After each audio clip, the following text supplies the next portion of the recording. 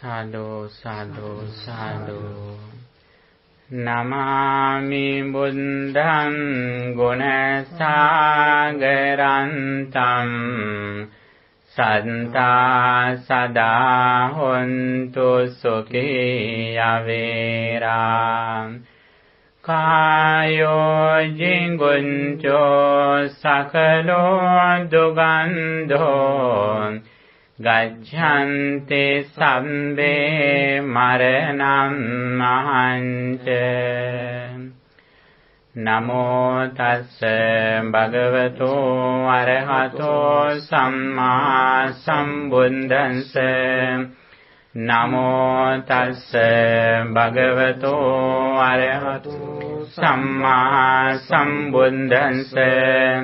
Namo tassa bhagavato samma sambuddhassa. Dittinca anupagamma silava dassanena sampanno kāmesu vinaya gedam nahi jātu gambhaseyam punareti. Homage to the exalted one, the worthy one, the supremely enlightened one. Sadhu, sadhu, sadhu, sadhu. Dear friends in Dhamma, today we are going to discuss very special discourse in Buddhism named Karaniya Metta Sutta or Metta Sutta. This sutta comes in Sutta Nipata and Kuddakapata as well. In both places we can see this same discourse. Actually, as Buddhist followers, we always chant this discourse. And most of people can speak, can recite this very special discourse by their memory. However, most of them don't know the real meaning of the discourse. But actually, if we can understand the meaning of this discourse, we can get more benefits. That is very important. And especially when we say this discourse can be used as a blessing discourse and the guidance for liberation and guidance to make a perfect personality. I think in 3 ways we can get the benefits from this discourse. First of all, we should know the reason why Buddha explained the Karaniya Metta Sutta. Once upon a time, the Buddha was in Sravasti in India. Monks were given advice for meditation by the Blessed One, and they were meditating living in forests as they wished. In Buddha's time, first of all, monks get some advice from the Buddha. Then they usually go to a very calm place, forest, jungle, or any other very rest area. And they practice their doctrines, and finally they come back to Buddha and they say their results by practicing the Dhamma. That is the main thing. But the very special thing, before they go to the jungle, they know, they understand, they learn near the Buddha what is the path. That is the very important thing. However, among them, a group of monks having instructions from the Buddha went to the Himalaya for their spiritual development. When they were in the jungle practicing meditation, they were disturbed by some divine beings, since those beings couldn't live in their residences because of the monks' higher virtuous qualities. When monks are on the floor, because of their virtues, other beings can live in upper level. That is the thing. Even though they are very invisible, they are some gods or some divine beings, they can't live in the higher places. They are uncomfortable. That is why these monks had a problem. Divine beings did a lot of things to bring fear to the monks, such as showing fearful forms, sounds, and smells. The monks tried to overcome the problem, but they failed. Finally, they went back to the Blessed One and explained everything that they faced. The Buddha taught them the Metta Sutta as a blessing protection and a meditation technique as well. In this, because they tried to overcome this problem again and again, however, they failed. Then finally they decided to go back to the Buddha, asking some instructions. That is the main reason why the Supreme Buddha explained this discourse. The Buddha taught them the Metta Sutta as a blessing protection and a meditation technique as well. Further, the Buddha advised them to go back to the same place and meditate, chanting, contemplating on the practicing the sutta. Buddha advised them to go to the same place. Buddha didn't advise to go to another place. Having this discourse and remembering this discourse, Buddha advised them to go to a same place. By chanting this discourse, by practicing this discourse, Buddha instructed them to follow the path. And here, according to instructions, when they were practicing this sutta, they could achieve their spiritual goals by the power of this discourse and monks' good behavior. Divine beings were also happy and helped them to fulfill their spiritual goals. First they disturbed, finally they helped the monks. Because in this discourse, they practice loving kindness. They wished, may all beings be well, happy and peaceful.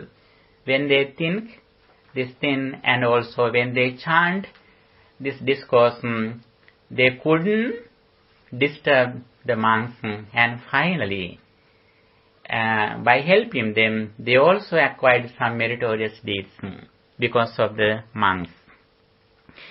And when we discuss this discourse, as I mentioned before, this discourse guides us to make a perfect personality. When you study psychology or sociology, you can learn something, some qualities that you can practice to develop your personality. Actually, all of those qualities can be included into these qualities what comes in this discourse. In the very first part, Buddha explained how we develop our moral conduct, our virtues, our spirituality. And then Buddha explained the second part, practicing loving kindness, as a concentration meditation technique. The third part, Buddha explained the wisdom. This discourse has an order. When we have keen investigation, we can find the path of this discourse, and therefore this discourse is a blessing discourse and a meditation guidance, and also the guidance that we can make a perfect personality. In three ways we can appreciate, we can use this same discourse, the Karaniya Metta or Metta Sutta. And therefore, actually, according to my opinion, I think this is the Buddhist anthem. Buddhist anthem. Everywhere we can use this discourse as a blessing discourse, as a meditation guidance, and how we develop our personality to the maximum level. All qualities that a very good person has can be included into these qualities what Buddha has explained in the Karaniya Sutta. And I think one by one stanzas let's recite and discuss the meaning. That is very important. Very first stanza or verse or gatha is that Karaniya matta kusalena yantam santam padang abhisamecca sakko ujoja sujoja suvacho chassa mudu anatimani. In the very first stanza, Buddha says, Karaniya matta kusalena. It is very important to know that Karaniya matta, not Karaniya metta. Okay? Karaniyam atta kusalena. He who is skilled in doing good. Yantang santang padang abhisamecca. And who wishes to attain that state of calm should act as sakko ujoja sujoja. Then he who wants to become the peace of mind has to practice these qualities from here to down. What they are? Very first one, sakko. He should be skillful. The very first quality that we should have on the path of peace, that skillfulness, proficiency.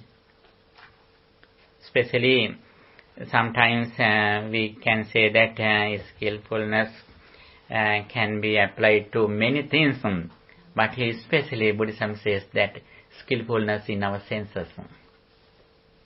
It says in Buddhism as ayatana kusalata. Ayatana kusalata means senses. We have 6 senses. We should be skillful in these 6 senses. What is the skillfulness is in senses? When we look at something, when we hear something, when we smell something, we should know that these senses arise at the moment. These senses are impermanent. Impermanence means that the eye means the ability of seeing. Ear is not the physical ear, the ability of hearing. Nose is not just the physical nose, but the ability of smelling. And these senses are impermanent. What is the meaning of impermanence? Impermanence means these senses arise at the moment with the conditions. And the other thing is, these 6 senses cannot be seen. We usually think that we can see our eye, we can see our ear, we can see our nose. Actually, these 6 senses cannot be seen. We can see form.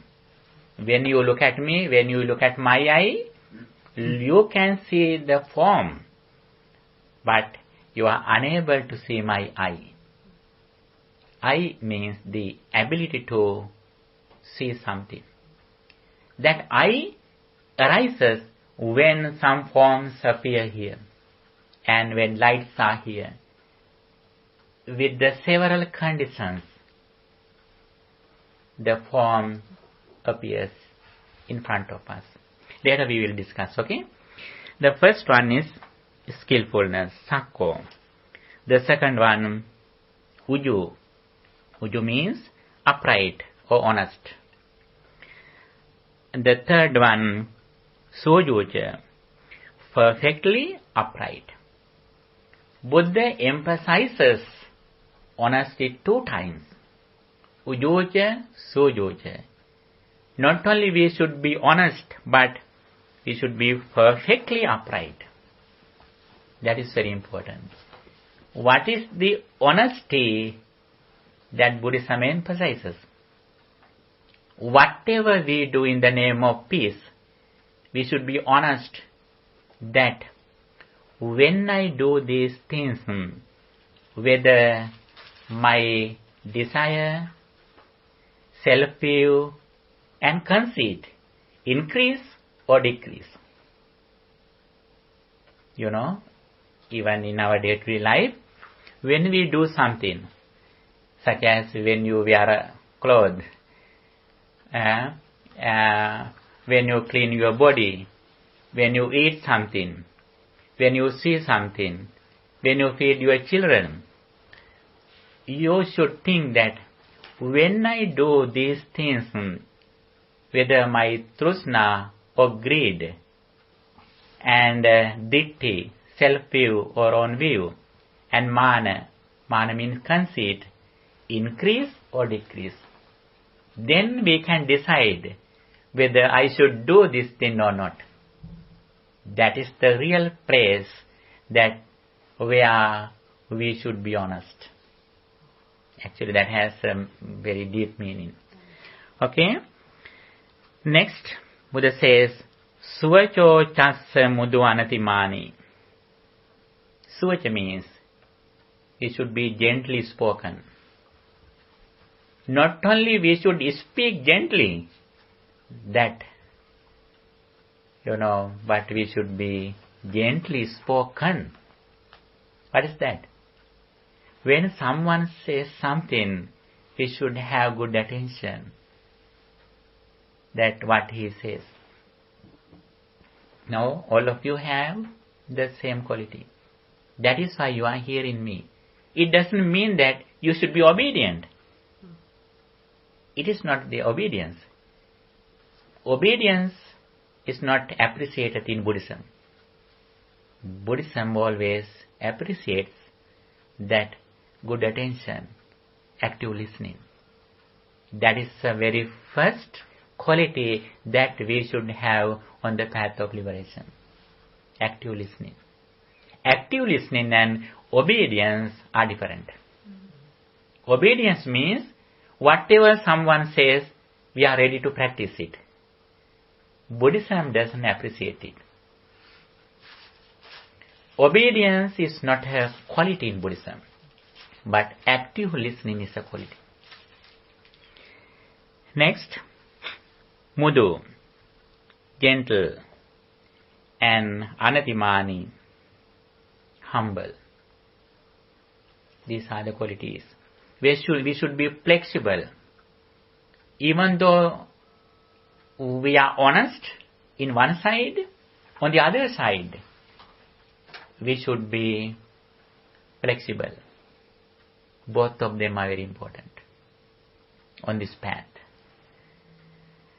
The next stanza. Do you mean mudu is flexible? Flexible means, for example, if we start our class 6:30, if someone says that, please stop me until I come, within 5 minutes I will come, then we should be flexible. Is that the word mudu? Is that what mudu means? Yes, we should... but is that the Pali mean? Which word? Which word? Mudu? Mudu. Ah, yeah. Mudu. Flexible. Yeah. Mudu.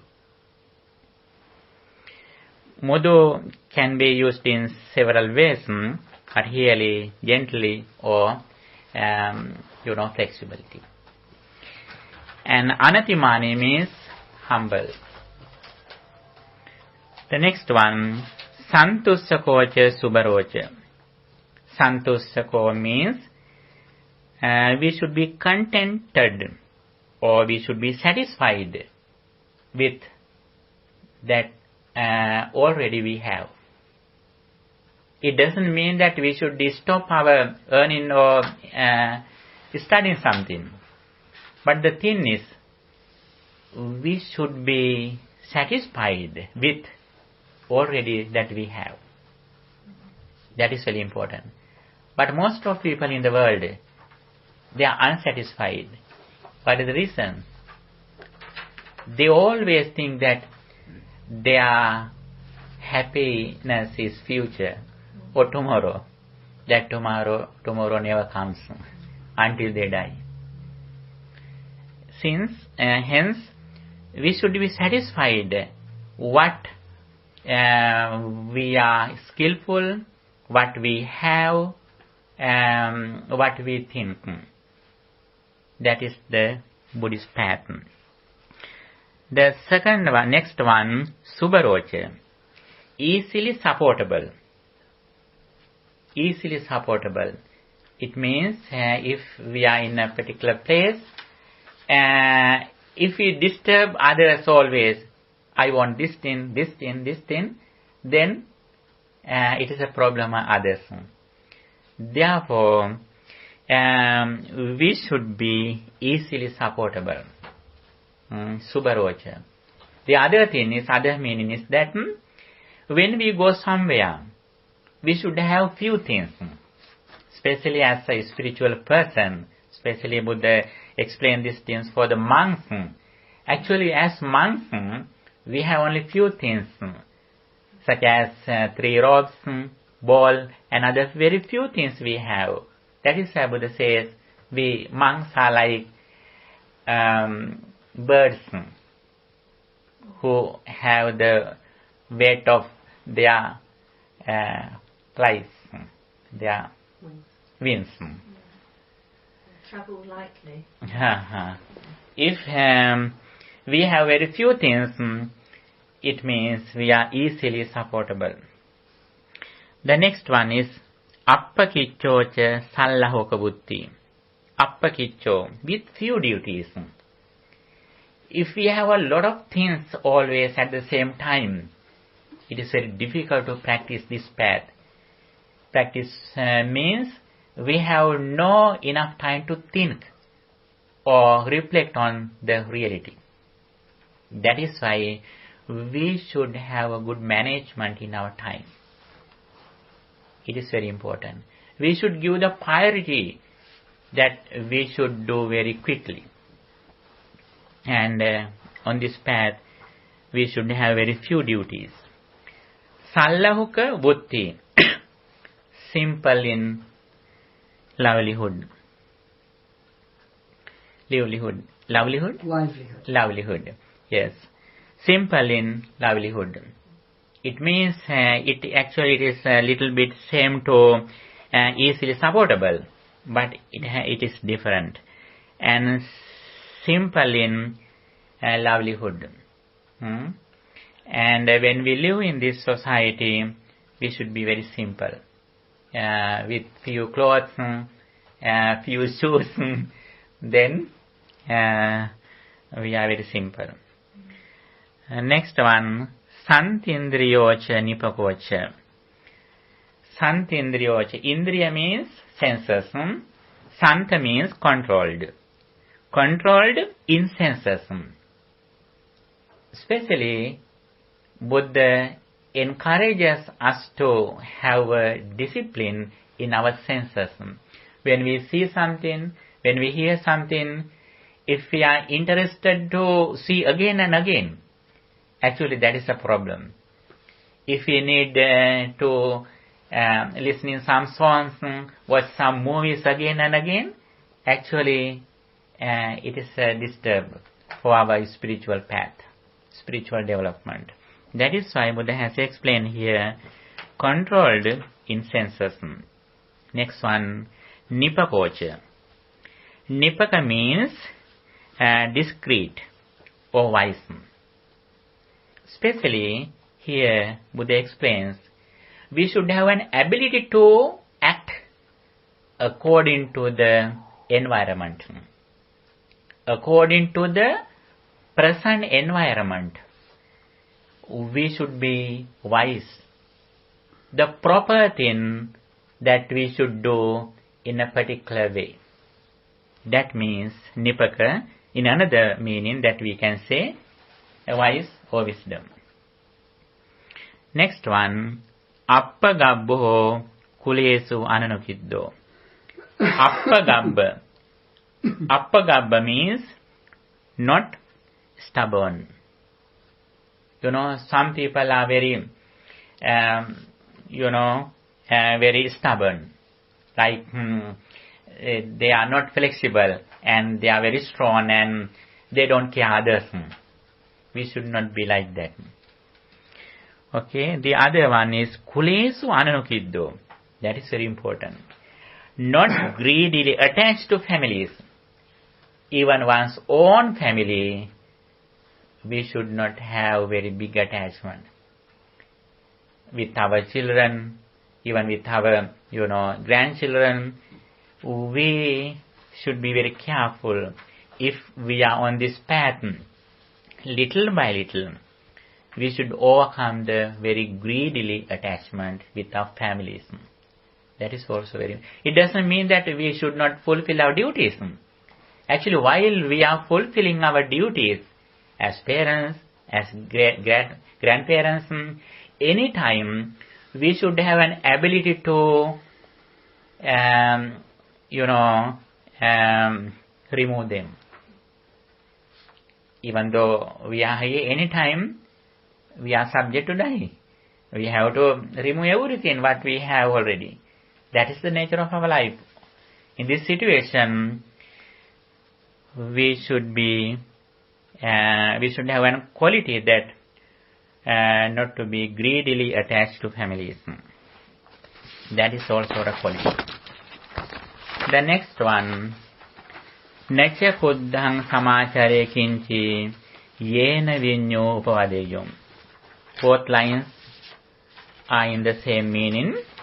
The thing is, he should not commit any slight wrong so that other wise men might criticize. That is very important. Even though we are correct, sometimes some people criticize us. We should not care it.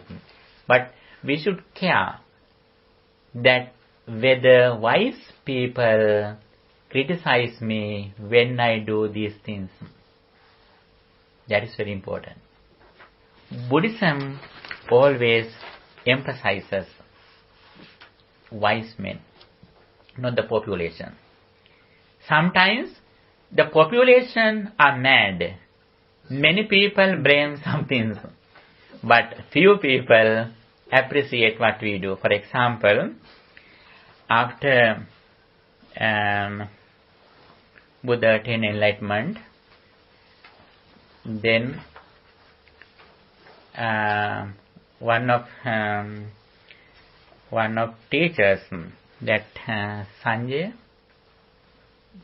he says that he is the teacher of Assaji Upatisava Buddha's colleague. Sanjay, when he says that Buddha says that please come to here, then he says that no, you go to the Buddha, because few people are wise, many people are mad, many people come to me, few people go to Buddha. Sanjay, actually I think his name is Sanjay.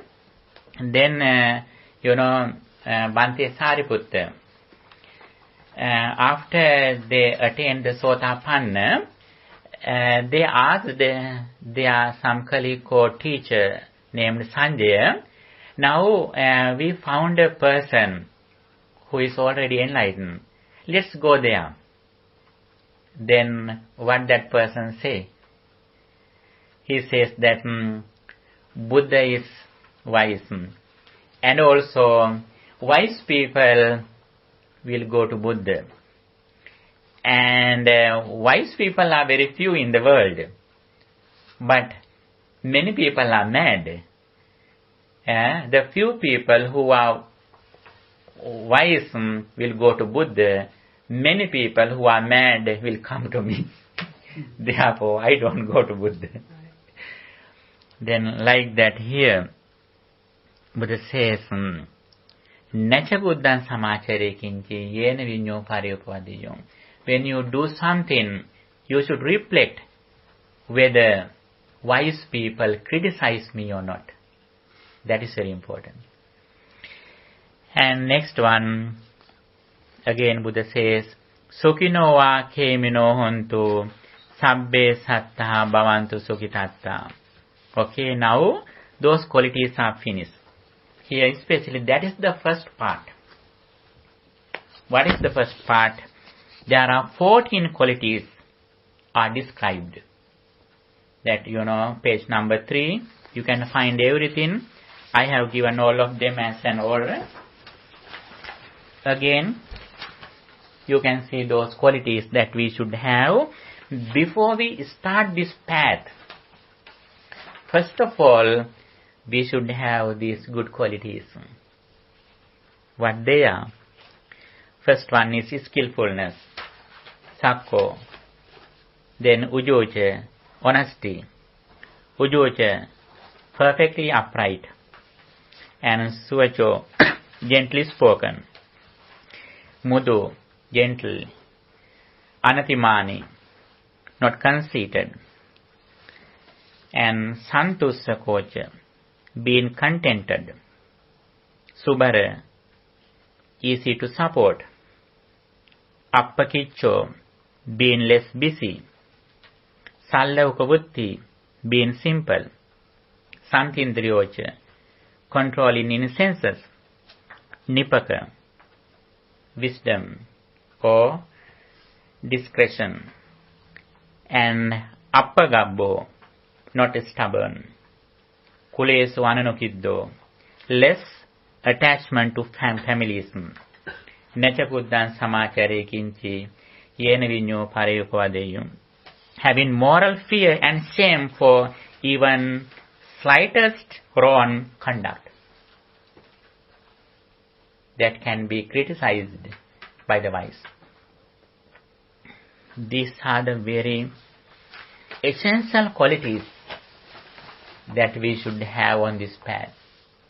These 14 qualities can be summarized into 3. Don't be worried to have all those qualities, but we can summarize these 14 qualities into 3. What they are? They are very good honesty, gently spoken, and wisdom. Those 3 things are very important. If you are honest, intelligent or wise, and gently spoken, even though we have a lot of mistakes in our life, we can overcome them in a minute. Okay? That is very important. Have any question in this part? Here we discuss the first part. Actually, in Buddha's teachings, we can see an order. What is the order? 3 characteristics. Sila, Samadhi, Panya. Virtue, concentration, and wisdom. In this part, Buddha emphasizes the first part. The Sila. Sila. Okay? That is the very first part. Especially, we should know to be honest, wise, and gently spoken. Even though we are gently spoken, if we are not wise, actually we can't understand what he says. Buddha says, before he started to preach Dhamma to the world, Buddha says, Etu vinyo puriso asato amaya vina vankajato. Please come to me, those who are honest, who are wise, who don't cheat others. These are the qualities that we should have when we listen to Buddha's message. That is very important. And this is the very first part. Actually, if we have these qualities, it means we have a perfect personality. Nobody can disturb our character. If we are strong with these 14 qualities, that is very important. Now, we are going to the second part. What is the second part? Second part means samadhi or concentration. Okay? From next part that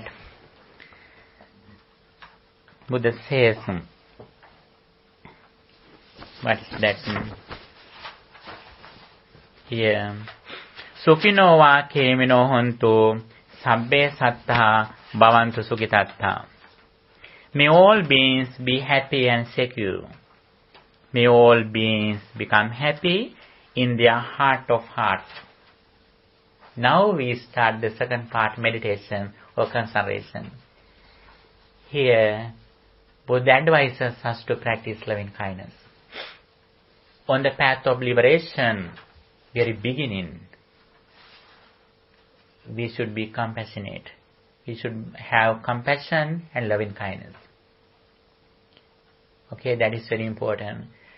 Another reason that we mostly suffer because of anger.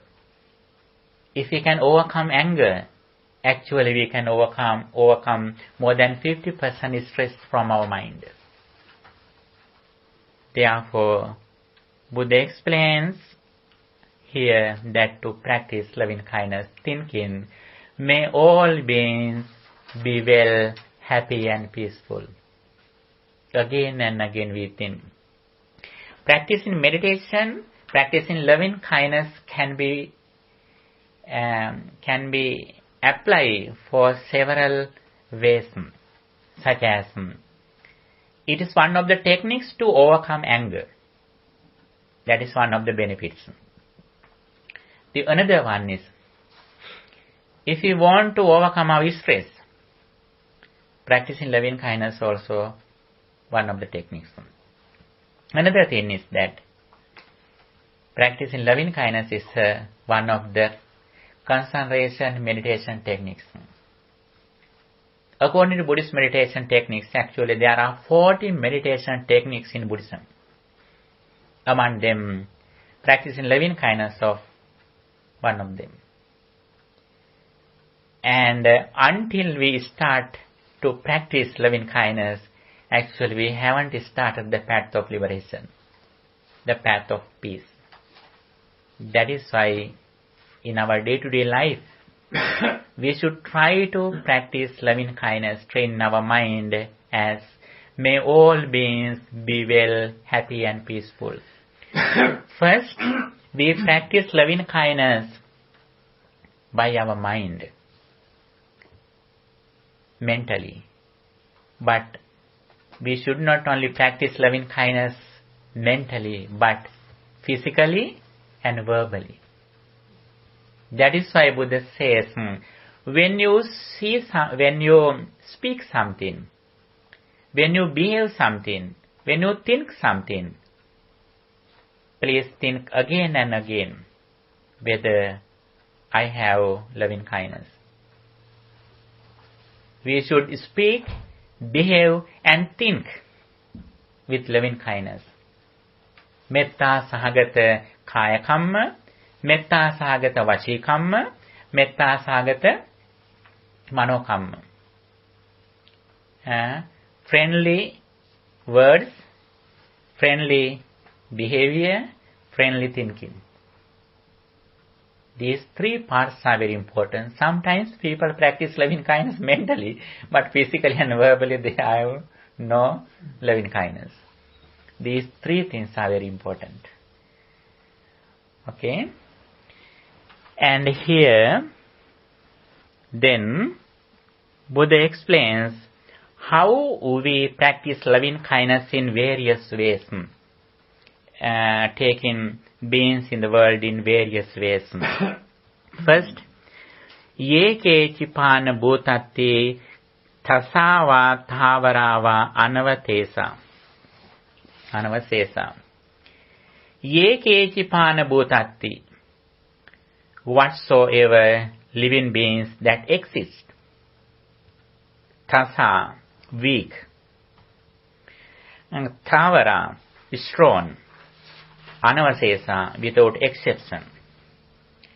Weak means there are some weak beings in the world, such as very small ants, like that. They are very weak beings. There are some strong beings, such as elephants, like that. Again, Buddha says, Digava ye mahantava. Long or stout. Majjima arassa khanuka tola. Majjima arassa, medium, short. Khanuka, small. And tola, large. In various beings, we think, we meditate for them. Dighavaye, ditthavayeva addittha. Those who can be seen or who are unseen. Yecha dure vasantya viduhure. And those dwelling far or near. Bhutava sambhavyesiva. Bhuta means those who are born and those who are to be born. Who are sambhavyesiva. Those who are to be born. You can think who they are? Who they are? You know, there are some beings who are in some eggs, who are some in the wombs, mother's womb. They are hoping to be born. Yeah. Those are the people, those who are to be born.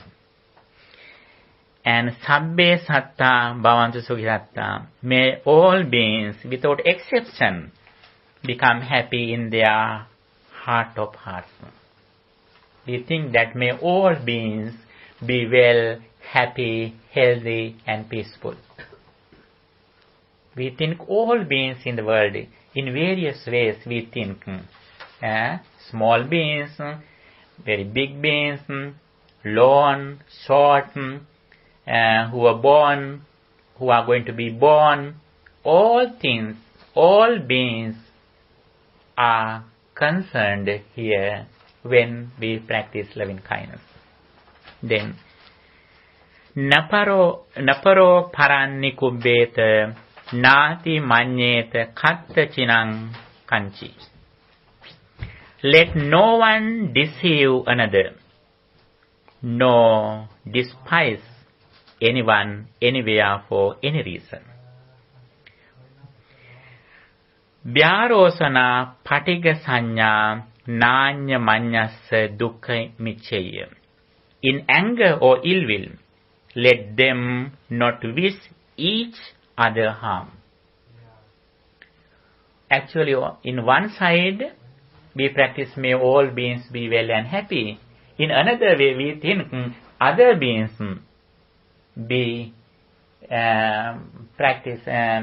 should practice loving kindness to another person. That is also because there are many people who are struggling, who are fighting in outside.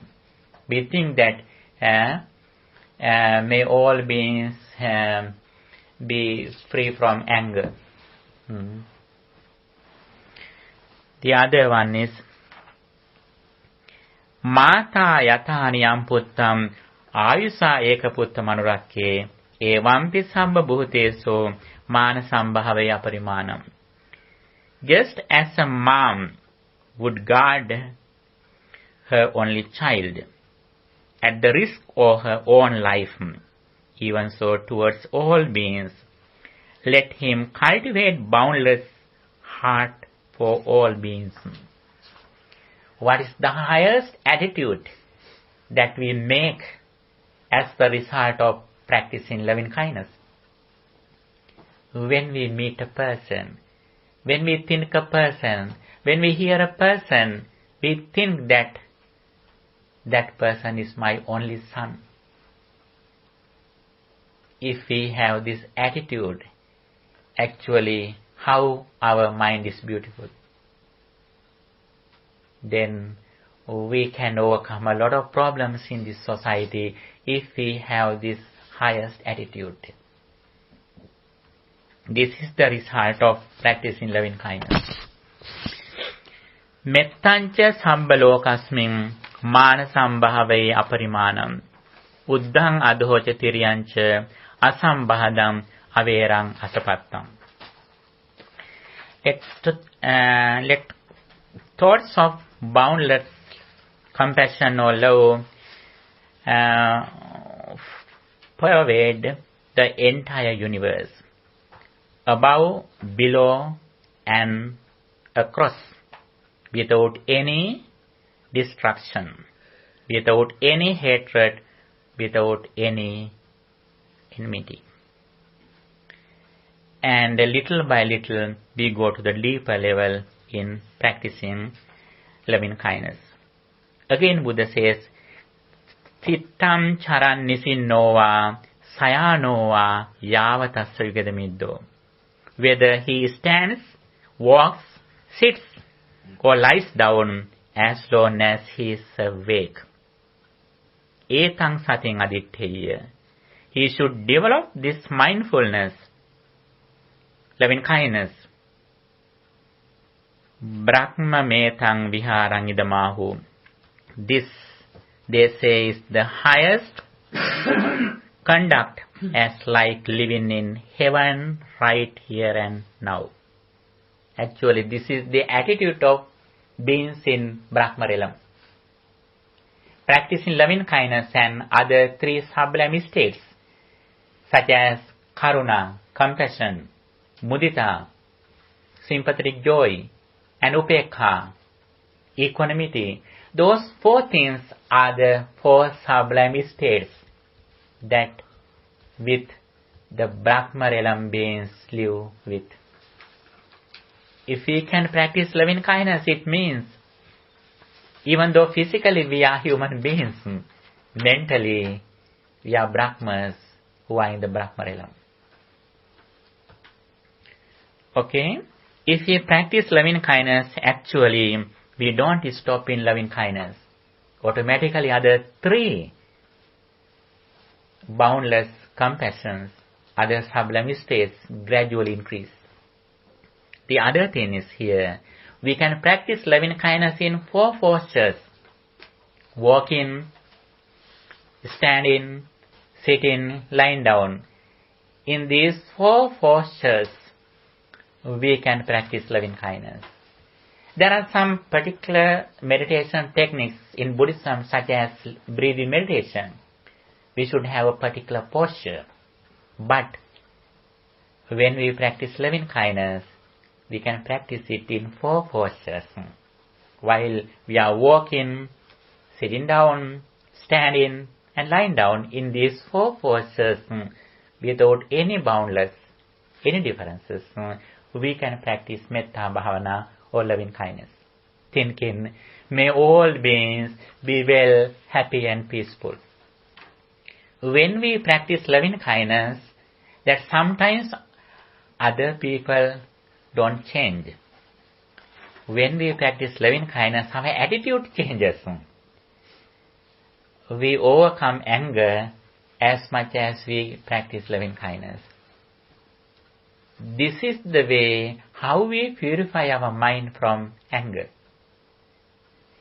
Sometimes people may think that even though I think that may all beings be well and happy, they don't change. Sometimes some people may think that actually sometimes when we are very strong, sometimes we can give an influence to them. But usually we do this kind of meditation techniques for our inner peace. He who wishes to attain peace of mind has to practice this path. And now we discuss the second part, the concentration or samadhi. In Buddha's teachings, we can see an order: dana, sila, bhavana or sila, samadhi, panya. Generosity, virtue or meditation, that is the heavenly path. How we receive a blissful life with the understanding of the karmic law.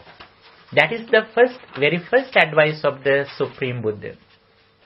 When we are sure that we never fall into hell, then we are very strong in the heavenly realm or blissful life. Then, with the understanding of the dependent origination, we should enter the second part. What is that? Mokkha Magga or deliverance path. Deliverance path has 3 disciplines. What they are? Sila, Samadhi, Panya. Sila means virtue, concentration and wisdom. What is the difference? Sila in heavenly path and deliverance path. In deliverance path and heavenly path as well, Buddha has proclaimed practicing virtue. What is the difference in virtue according to heavenly path and deliverance path? You want us to answer? Yes.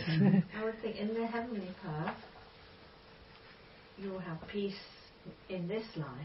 Yes. You'll still be reborn in the samsaric circle. Yes. Yes, that is correct. I especially asked you that what is our point of view when we practice virtue in heavenly path and deliverance path? Is there lack of self-view in the heavenly path? Sorry? It's overcoming self-view. Yes. It's doing it selflessly.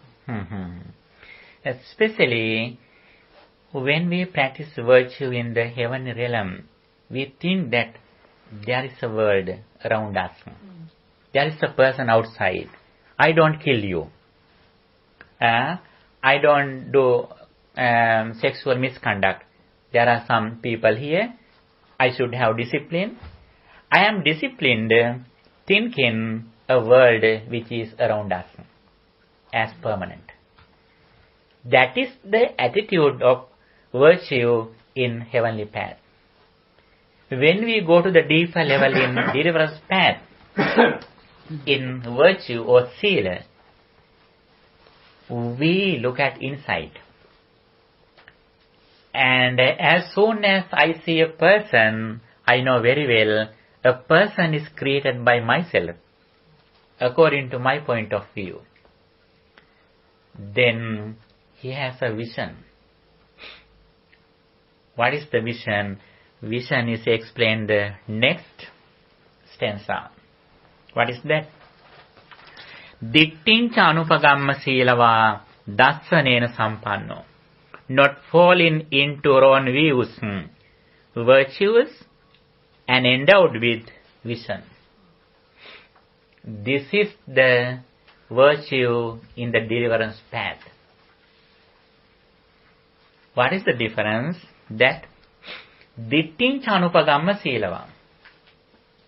What are the dittis or wrong views? If a person thinks that there is a world, that is an extreme. If someone thinks that there isn't a world or thing, that is also an extreme. Buddha says very clearly, when you see the arising of 5 aggregates, you never go to the extremes of nothing or there isn't something. At the same time, when you see the cessation of or ceasing of 5 aggregates, you never go to the extreme of there is something. These both extremes should be reduced by same vision. What is the same vision? The understanding of the dependent origination, arising and ceasing. When conditions arise, the experience ceases. When conditions cease, immediately the experience ceases. Arising and ceasing. When this is, this is. When this is not, this is not. Asmin sati idam hoti, asmin asati idam no hoti. Can you, Mr. Paul, remember last day we discussed finally? We did it, yes. Yes. That's right, yes. Yes. That is the point of view that we should have on this path. Right. That is the theory of the dependent origination. Dependent origination is the heart of Buddhism. That is the essence of Buddhism that we should develop as a point of view on the path of deliverance. And with that understanding, actually this part belongs to wisdom. The very first part belongs to virtue or sila. The second part belongs to concentration or samadhi. The third part, the last stanza, belongs to panya, wisdom. This is the wisdom. If a person has this vision, what happens to him? What happens to him? Kāmesu vinayagedam nahijātu gabbaseyam punaretiti. He discards attachment to sensuous desires. Truly, it does not come again to be conceived in a womb. He never come back to a womb. Why is that? In this level, he may have attained anagami or arahant. Because he have no sensuous desire. In this level, he has the highest point of view according to the what Buddha taught. And also, he has overcome sensuous pleasure and karma. He doesn't come to a sensual world like human realm or even heavenly realm. If he will be reborn, actually he will be born in the Brahma realm as an anagami person. Bhante, I have to go now. Okay, sure. But you, if you can email me the link, I can then listen to the end sure. of the talk. So thank you very much. No problem. Yes, I will send you the So link. do, so do. Okay. All the blessings be with Thank you. you. Please take care. Please don't forget your... No, yes. I'll come back in a minute. Okay. And here, this is the path actually. In one side, this is a blessing discourse. On the other side, this is a guidance to make a perfect personality. The other one is, other benefit is that this is the path of liberation. This is the gradual path that we can practice from beginning to end according to the what Buddha taught. Everything is here. That is why I said that this is the Buddhist anthem. We should recite this discourse again and again with meaning. Meaning is more important. And with the understanding of this discourse, if we practice the vision, Buddhist point of view, then we are confident in Buddha's enlightenment. Dittinca anupagamma sīlava dassanena sampanno. It means we are confident in what the Buddha taught when we practice this message. When we have confidence in what the Buddha taught, then our energy gradually increases. Then we practice mindfulness. We concentrate our mind. With the concentrated mind, we reflect on impermanence. The very important thing in Buddhism, when our mind is concentrated, we don't stop in concentration. Because we started this spiritual path with the understanding of the deliverance path. Then Buddha says, Samahito bhikkhave yatha bhutam pajanati. He who concentrates his own mind reflects on impermanence.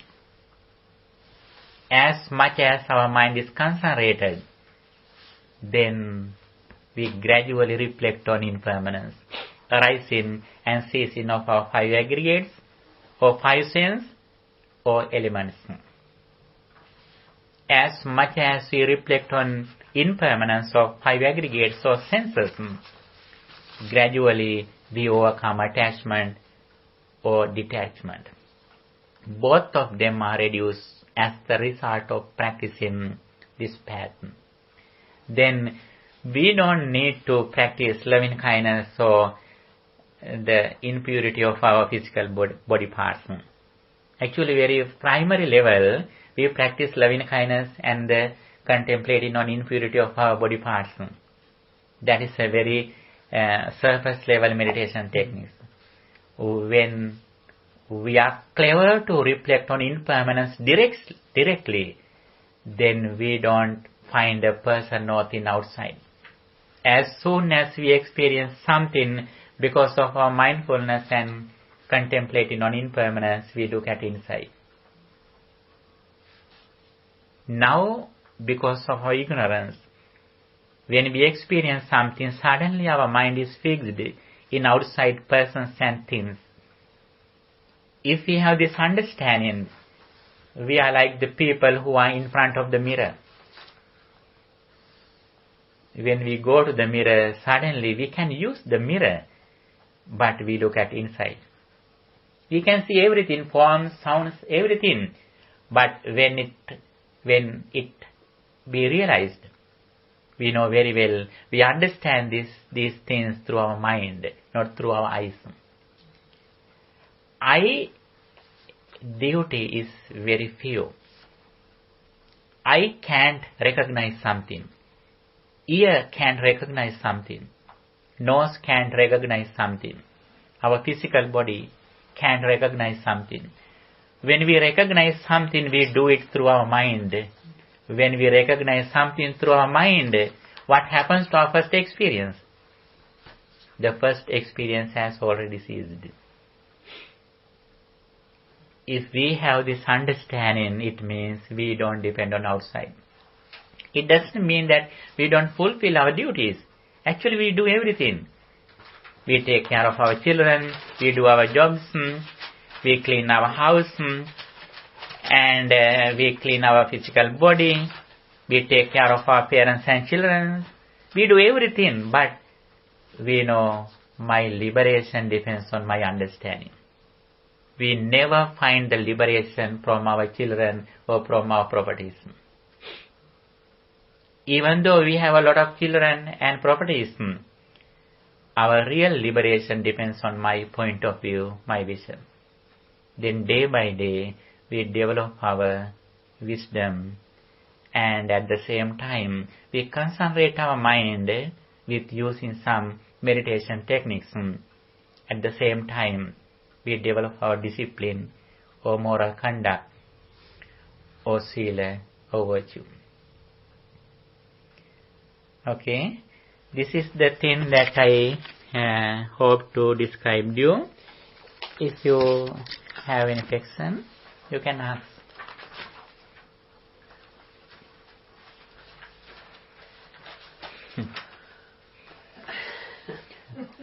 Are you tired?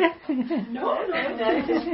Well, sometimes you explain things so well that I can't think of a question that you haven't already answered. Yes. See? So Actually, end of the discussion, automatically our problems solved, our questions are solved.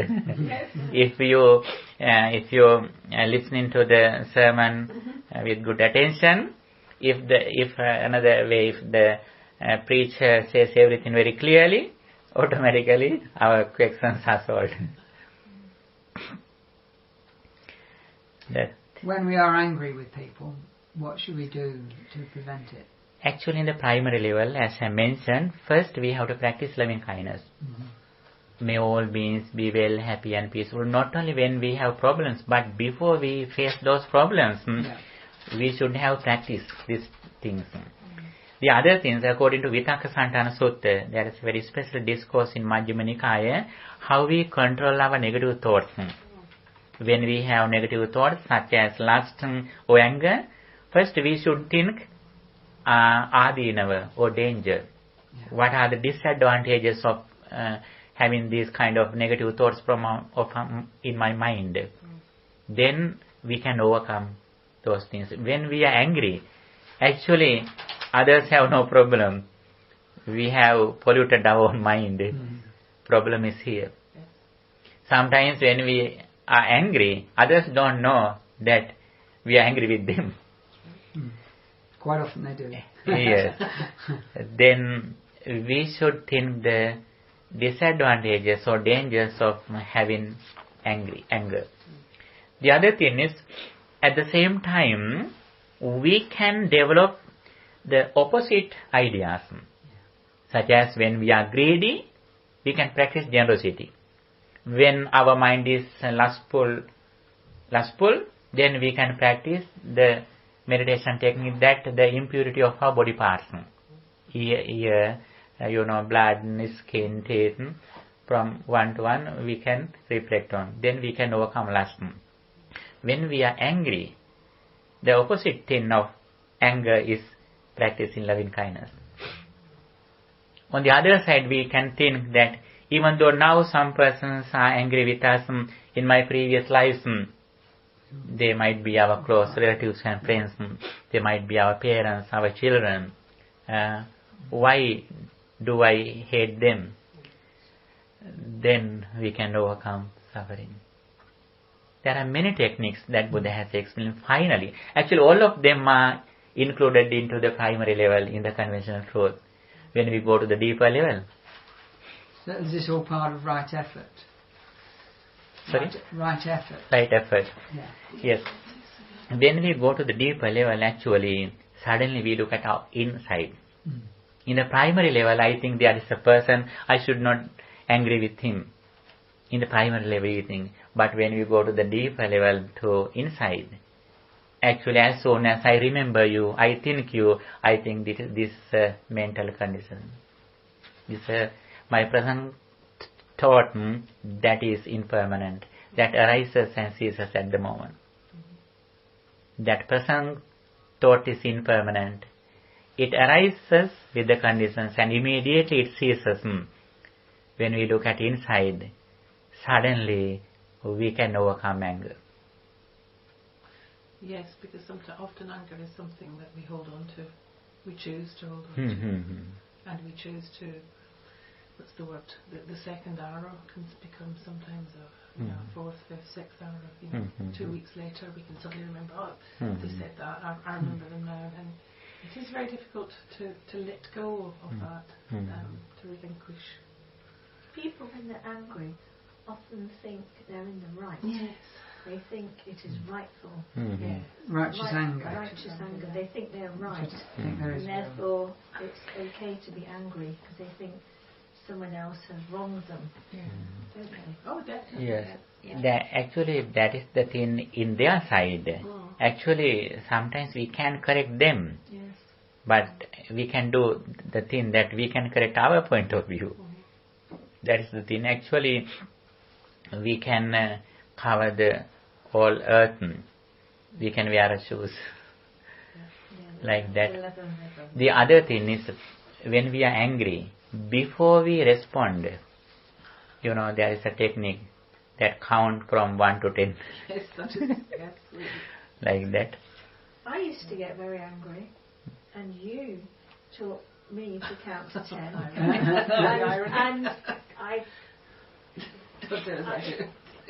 I don't really Yeah, I know what you're saying, yeah. get very angry. No, not anymore. Not anymore. It's No. gradually over the years changed. But I think your Buddhist investigation, your constant learning and your constant desire to learn has made a difference to Yes, you. and it makes you feel calmer. Yes. You always know where the answers are now. Before I came here to this Vihara, maybe 2-3 years ago, was it? Maybe 3 years ago, I would call myself an angry person. I would say I used to tell people, sometimes professionals, doctors or therapists, I would say, you have never met anybody as angry as me. I would say that. But now I've changed my mind. It's my sister who's now the angriest person in the world. Actually, but yeah, so I have changed. Buddhism has helped to change, to take away that, or rather to have a tool, a useful way of reminding myself that there is no angry person. There is no person. There's no self. This self that my whole life I've identified with as an angry self doesn't exist. It only exists if I allow it to exist, and my thinking. Actually, the very important thing is the seeing the danger of having anger. Yeah. When we are angry, we are burning out. Oh, yeah. Inside, we are burning out. What makes it very difficult is when the other person is angry. Yeah. You want to respond. It becomes a... When the other person's angry and you become angry in response. And I know there are lots of teachings that anger is never overcome by anger, or hatred is never overcome by hatred, only by loving kindness. Yes. You But have to remember that at the time. It is finding that in the moment that is the hard. I found something useful there. For instance, if somebody's done something and you respond feeling angry, before you do anything, just replace it straight away with a loving kindness statement mentally. That's the practice. And it just dissolves. Just change that way you're thinking. As an immediate tool. May I not say after a smog, be well and happy. People appear in your mind. They appear in your mind because they appear because we have opened our minds through certain media to certain personalities, and sometimes we see these personalities. I mean, this is my experience. I'm not talking for you here. And this immediate reaction is, oh, that's that person again. Oh no, and then before you know it, you've spent half an hour being very angry, or in my case, even using harsh words, swearing. And Linda always says, stop swearing at the television. It's only the television. There's no people there. Politics. Britain at the moment. I was thinking of something closer to home. Something on The Saturday, thing is Saturday night. You saw it as well, yeah. Well, it's really difficult to The see, thing is, the ordinary people, they are going to control their anger when they are angry. Yeah. But we, who knows the Dhamma, we should practice loving kindness before anger starts. To prevent it. Yes. If we have practiced loving kindness again and again, actually practicing Dhamma is like sharpen our weapons for the war or fight. Where is the fight or war? When we experience some negative experiences. Exactly. On Saturday, something happened in this room, and there was 4 people in the room, Will and I and 2 other people. And something happened between 2 people. I was in the middle of the 2 people. And this person here said something to this person here. Or a thing happened, and immediately from this side came anger. For nothing, for no reason. No good reason. No And reason. you felt it. And I felt the anger, and I felt the other person be humiliated and I think embarrassed. And I don't know if that person was, but for that person I felt angry on behalf of somebody else. And immediately I had to make a decision. I could either respond now and say, you cannot say that, that is wrong. I thought you might have done actually. Well, I think you did it very well. I came very, very close. I thought, do not react. No, I didn't even think that. I just knew from my Buddhism, from the fact that this is the Vihara and this is Not to Sangha, act on it. not to behave in a way that is going to cause... Because it would, I don't know what might have happened if I had responded, because I have a lot of anger possibly, and that could have come out, and that would have made things so much worse. So in the end, the only thing I could do, I think I said something probably that I shouldn't have said, but one word I think it was something like charming. You left the room. Yes, I left the room. I went to the kitchen, and everybody in the kitchen And and Bhante immediately saw that I was. Well, they're like, "What's wrong with you?"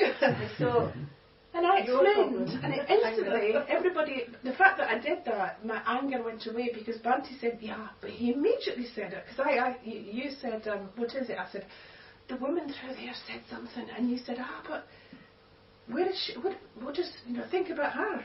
Why is she angry? And you immediately began to say things that you meant loving kindness to the person who was angry. I felt that, and everybody in the room, Barbara, you were all agreeing with Bhante. and you know that person accepting that. And everybody said, don't respond, don't say anything, just go back and carry on with what the monk is doing. And Otherwise you're hurting yourself Yes. by removing yourself from the studies. Yes, and that personally helped me. I don't remember, but you didn't have that experience, so maybe you... I knew it, I couldn't say anything. No, but you felt But it. I just sat here and you felt it, I saw people behave quite skillfully actually, I think. the person who's just left. Yes. He did it quite well, actually. There was no response. He sort of tried to defuse it. Yeah. Had that anger been directed at me, there would have been a response. Oh, yeah. Yeah. But it was directed at somebody else who chose not to respond because that person is a better Buddhist than I am. So, yeah. But thank you for that for Saturday. Thank you. Okay, as the result of practicing loving kindness, actually some negative people automatically go away from us. Yes, exactly.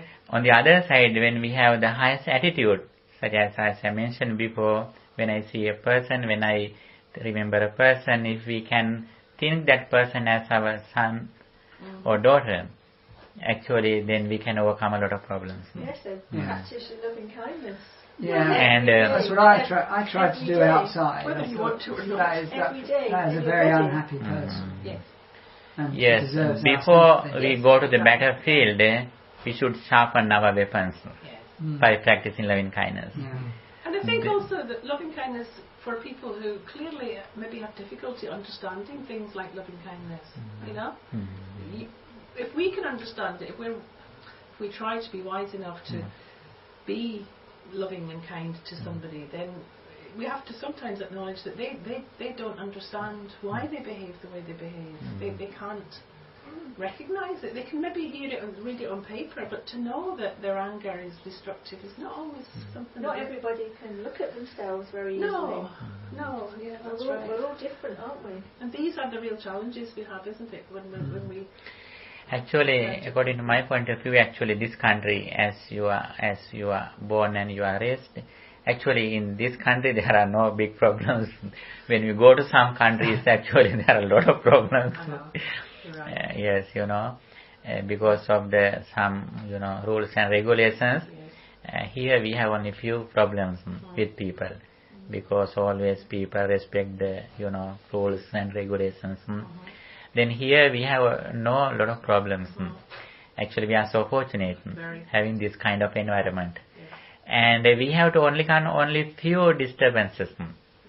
If you are wise, if you are mindful, actually we can overcome those problems in our life. And gratitude for not having so many problems is a good way to begin. To be grateful that we live in a country like Britain. Yes. Can I ask you just to recap one point with impermanence? So, you were saying when we see something, it's already in the past. Yeah? So if I look at the yellow flowers, I'm looking now, and you're saying it's already in the past because it arises and it ceases.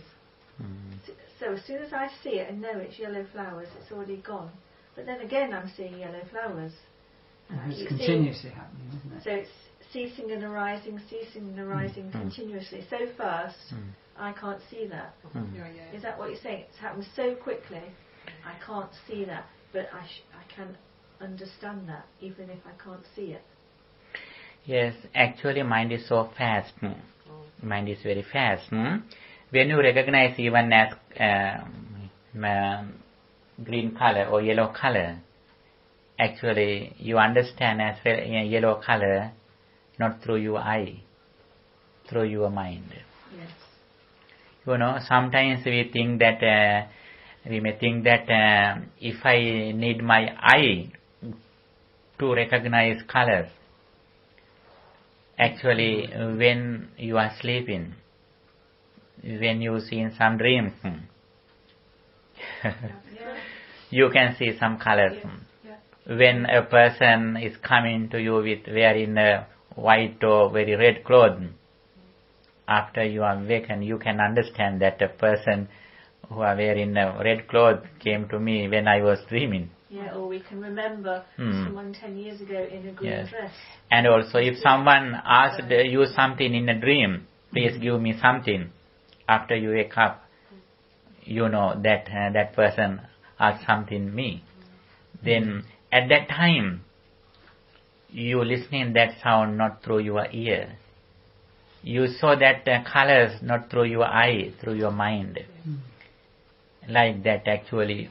When you recognize something suddenly the first experience only the shadow, very soon, instantly it ceases. Then through mind we compare those things with our previous experience. That is the recognition. Then we recognize something through our mind. That mind also impermanent. Yes. That is also very past. That this experience arises and ceases. Again, another experience arises in our mind. Today I was in acupuncture and I was trying to meditate while I was lying in acupuncture. Because there's nothing else to do like with needles in you. And instantly I was going through the puja in my mind, Namo Tassa, and suddenly my mind began to wander, as the mind does. And I suddenly thought, I became aware, I began to think about something a family member had said, but this was like 8 years ago. And I began to get caught up in the story, and I remember, he said that, and he shouldn't have said that. And I began to feel a little bit angry, again, after 8 years. And immediately I remembered what you're now, this is why we have to keep talking about these things over and over. And immediately I thought, that was 8 years ago, it's gone, it's just so gone, it's in the past, it's over. Dependent origination, it arose, it's gone. Now my anger is arising, it has to go now, because it's so attached to it and kept it going. Yes, but clearly there is somewhere in my mind there's an anger attached to that incident, and hundreds and thousands of incidents probably.